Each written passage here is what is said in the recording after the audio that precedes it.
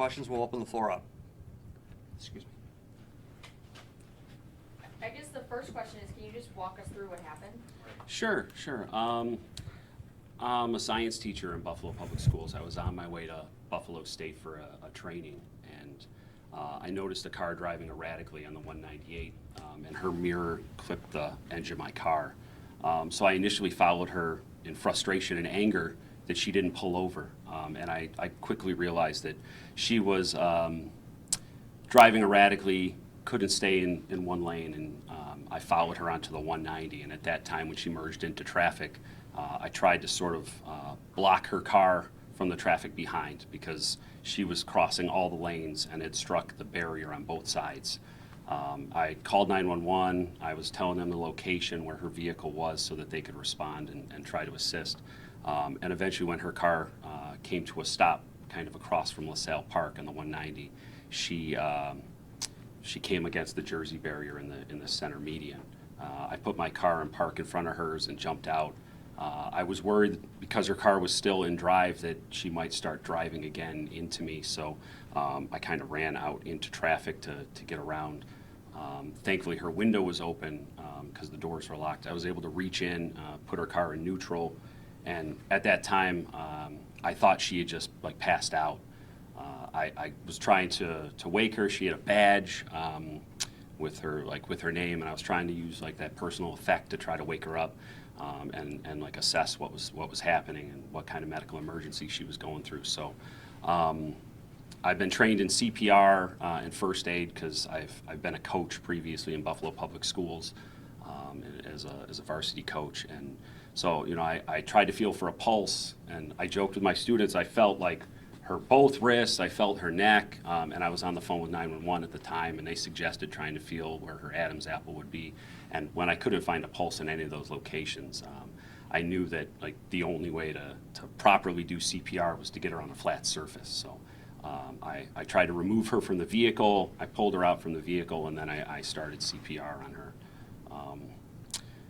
I probably did it the old school certified way because I did do rescue breaths, and I know, just for the general public to know, hands-only CPR is a really integral thing that's really easy for anyone to learn, and I just wish that more people were certified in that because it could be a loved one for any of us, and I think that that's super important for people to know. What was it like to go through that range of emotion? Because you were angry, and then you kind of got in front of her. You followed her. That's a long distance, first of all. News 4 is not far from Buffalo State. So, I mean, what was it like to go through that range and that kind of distance in time? I mean, being behind her, it did. I went from frustration to concern. And by the time that her vehicle had come to a stop, I wasn't worried about my car. I wasn't worried about damage that she could cause. I knew that she was having some kind of medical emergency and she needed help. And when that happens, my feelings really go out to the first responders because they deal with that adrenaline rush, that fight or flight response, that pivotal moment where you have to make a decision on what to do and how to handle yourself without anyone else there to guide you, without a video to tell you, what the next steps are. And to be forced to do that by yourself with just traffic continuing to drive by, and not have the people in their cars know that this woman was really in need of help. To assess that situation, it was definitely a range of emotions, and I was very emotional afterwards. And I understand now how first responders feel. They do this every day, and to be able to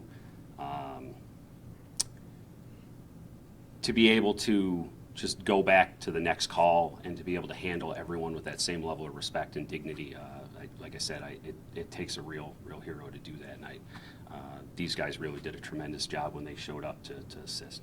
Do you consider yourself a hero? No, I'm just a regular guy. I'm just a teacher. I'm just trying to do what anyone would do for my loved ones, I would hope. Mr. Damon, it was kind of like a right time at the right place, After everything was done, did you ever process that what if I wasn't there and did the call and helped her out? you know, have you ever thought about that outcome, how it could have been differently or anything like that? I mean, I have, and, you know, for the last 2 days, I've been playing it over in my head. What if her window wasn't down and I was forced with the decision to break her window? What would I have done?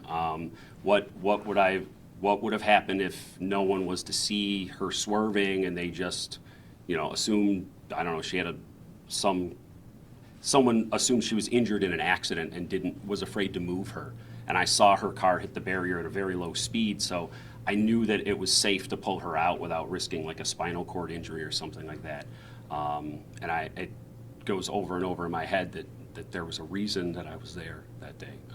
Have you been in contact with the woman ever since? No, I haven't heard any updates on her condition, but you know, my heart really goes out to her family because you know, I think to be without your loved one on a holiday this time of year is you know, it's got to be really hard. The 190 at 5 o'clock in the afternoon is 4 lanes of craziness. Did you kind of push that out of the way? Were you, that could have been potentially very deadly. Yeah, and I mean, sadly, I have a brand new car, which is why I was initially so frustrated.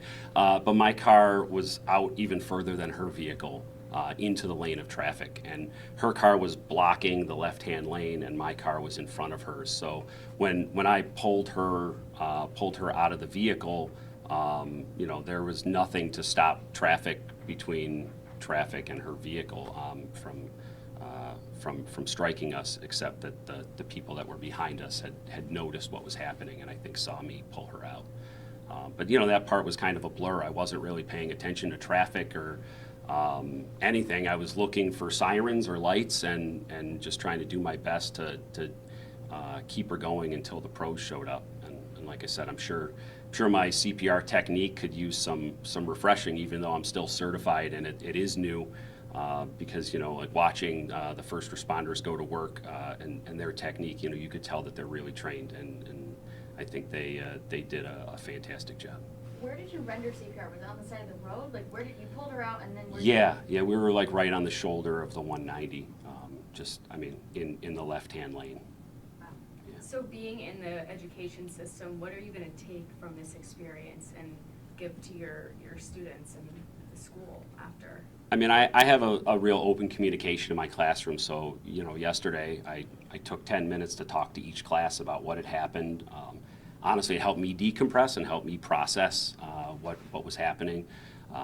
But to be able to talk to them and just to say, hey, you know, when you guys learn that hands-only CPR, like, it matters. When you learn how to take your own pulse, that actually matters. That can, you know, that's something you never think you're going to use, but at some point in your life, you may just find yourself in a situation where you can really help someone's loved one. Jim, it sounds like you're a high school science teacher in BPS, but which BPS school do you work in? I teach at Emerson School of Hospitality, which is right on Chippewa. Okay, you're a science teacher there? Yeah, I teach Earth and Space Science. Okay, and you coached previously, still coach? I'm not coaching this season because I do the New York State Master Teacher Program, which is like a whole lot of professional development outside of school hours. But I've coached varsity basketball and varsity soccer in previous years. And that CPR training is required of a coach, I'm assuming? It is part of the coaching certification process, and we have to keep it current to be a coach. And have you kept it current Yeah. to do that? Yeah, it's still current. I would have to renew it this summer, so it's something that I'll be eager to do. I think I'd be eager to do Narcan training as well, just because I think that's a super important thing that everyone in the public, if you can help out, like, why wouldn't you? I'm sorry, Mr. Damon. Kind of already talked about a little bit before, but can you further explain a little bit more? Like, how did that woman look, you know, once you finally got to her and pulled her out of her vehicle and everything like that? So, you know, she had been sitting up while she was driving and navigating the vehicle, which is why I didn't initially assume that that her heart had stopped, because she had been driving, and the impact of the accident was not such that I would have thought that she would have been injured. And so when I got around to the vehicle, I noticed that she was slumped over. And when she was slumped over, that's when I reached in through her open window, and I put my hand on her shoulder, and I tried to wake her, and I realized that she wasn't responding at all. And that's when, like I said, I read her name tag. I tried to use her name to hope that if she was still aware enough that she could hear that and maybe pull her out. How important is this situation to remind people when they're on the road, we know there's no shortage of angry drivers, road rage incidents, to have some compassion and have some patience. You don't know what the other person is going through. As you said, at first you were angry, but then you realized there was seriously something very serious happening. Yeah, certainly. I think that every one of us has been an angry driver in traffic, not knowing why traffic was stopped. Even after an accident is cleared and traffic is backed up, everyone's frustrated. You know, they drive by and honk at the tow truck or something like that because they just want to release that frustration. And I just think it's so important to remember that, you know, everyone has their own story, and, you know, people are going through things every day that we don't know, that we can't see on the surface. And clearly this woman was going through something that she really needed help and compassion. And I think that if any of those motorists passing by, you know, besides the officers that stopped off duty to help out, that I don't think they had any idea what was happening. And if they did, I think that, you know, we're all good humans. We want to help each other. I think they would have stopped. Now, since the incidents happened, you know, has Emerson done any type of like special recognition or anything like that for you or anything, or no? My boss announced her retirement yesterday, so I certainly didn't want to rain on her parade, so I let her know afterwards that I was asked to come to this press conference to talk. And I only did so reluctantly because I don't want the spotlight. Like I said, the first responders do this every day. I was just a regular guy who just happened to be there. But, you know, I think the important part and the reason that I wanted to come was because if people knew CPR, right, it could save your loved one. And I think that's the most important thing for people at home to know, is that if, you know, students, adults, employers, you know, do it as a team building activity. Doing CPR training, I think, is just a fantastic way to be able to give back to your own community. Detective Hannah, can I ask you a couple questions here? Absolutely. I'll just have you switch if Sure. possible. So you were second on scene. I guess, what was it like when you got there? What were you seeing and experiencing? This is, I mean, obviously you weren't called there. You were just driving by, is that right? Correct. So what was it like? Like a lot of the other drivers on the 190 at 5 o'clock, it was pretty chaotic. And because of the incident that was going on up ahead, traffic was backed up pretty significantly. All the lanes were filled. By the time I was able to get up to the accident, I could see James up at the window with the driver, unsure really of what was going on.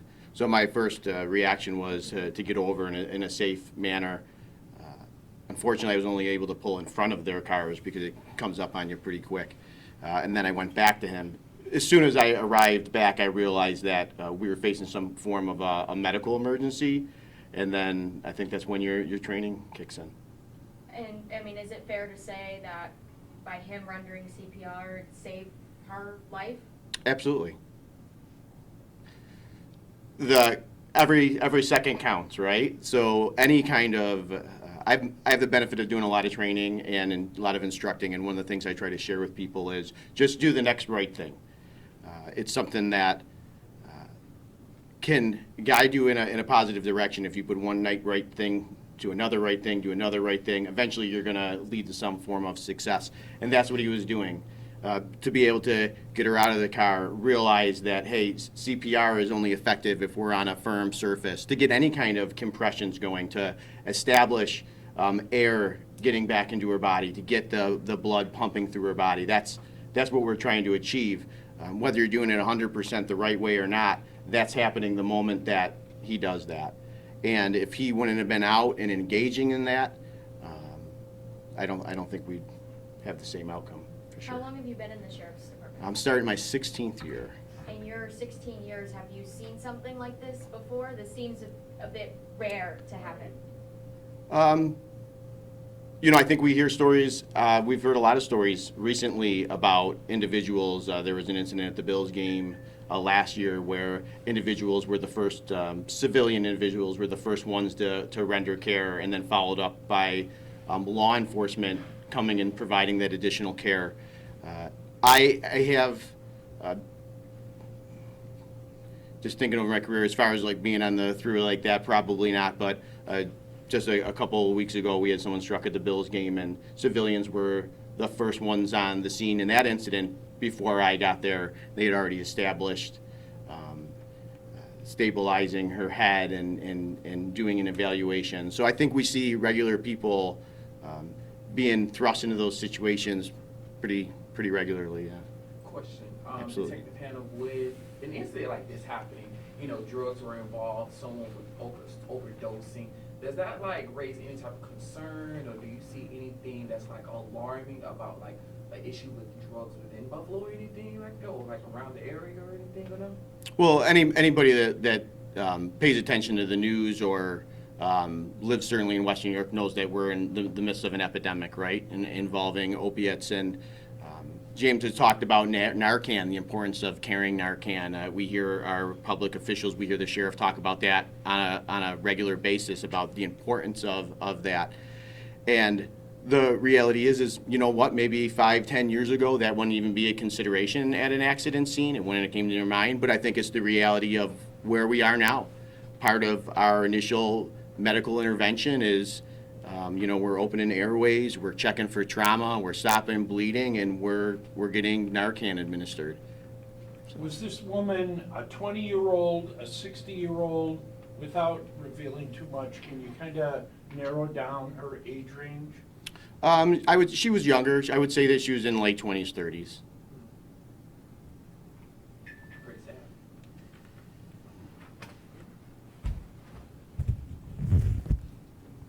Anything, any deputy detective that you want to add in on what you saw when you responded? Anything that we missed that you think is important to know? I'll just have you step to the mic. Sure.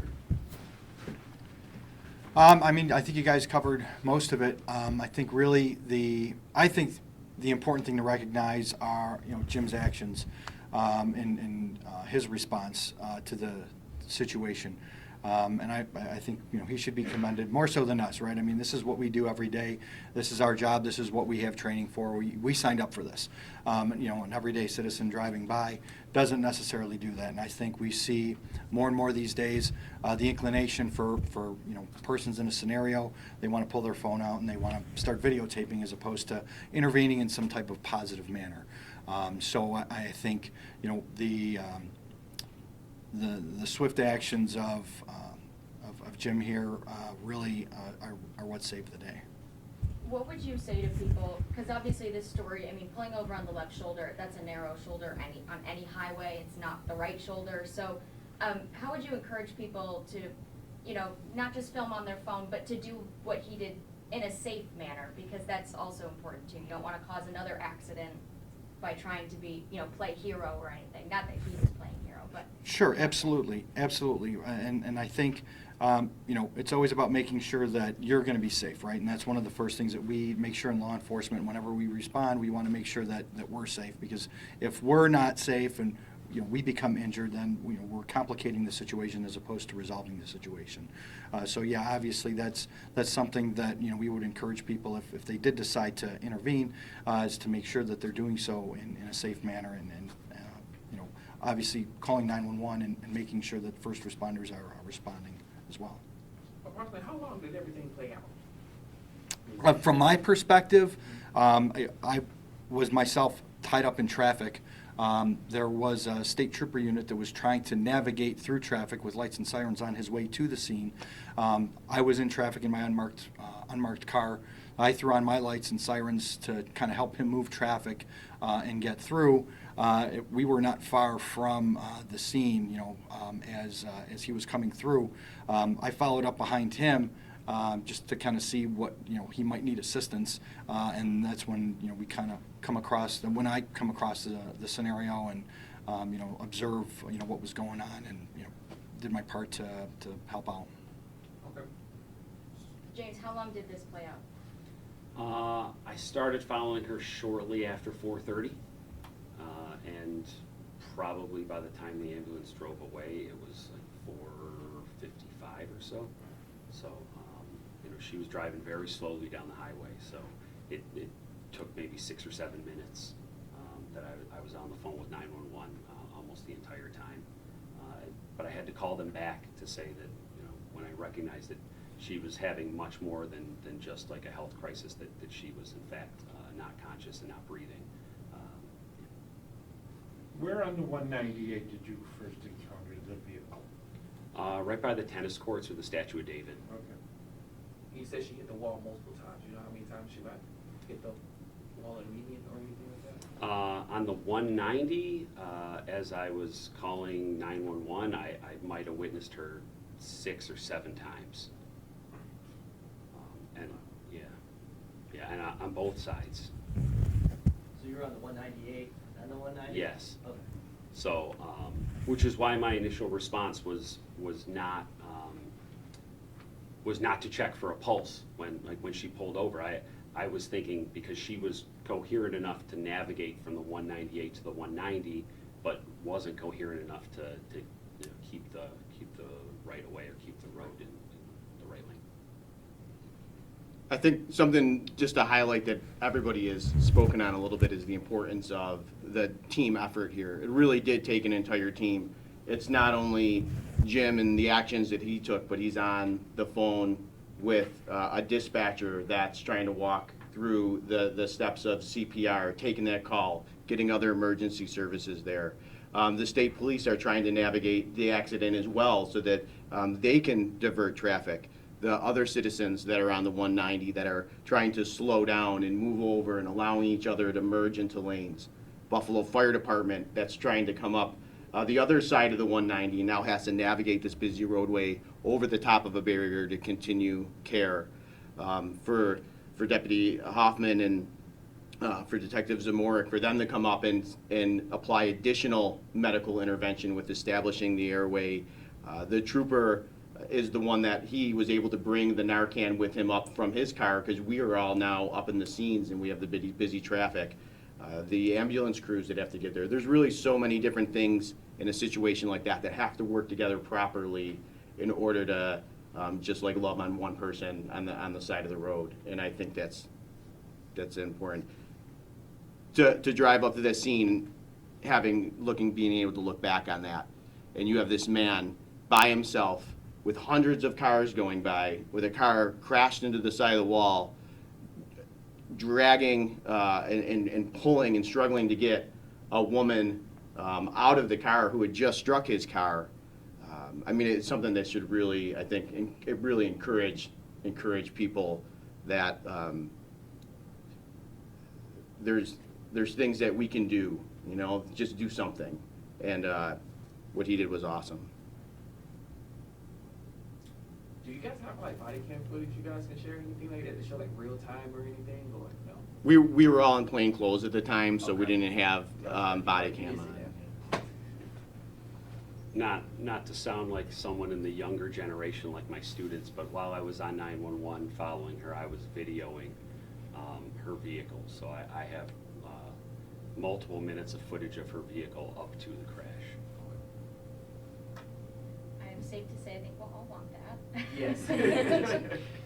I haven't posted it or done anything with it out of respect for her, but I would. We'll blur her plate. Yeah, I know we yeah. would. Yeah, certainly. Thank you, everybody. Pretty good? Okay. Excellent. Good job. Thank you so much. Thank you so much. Do you want to get back up there?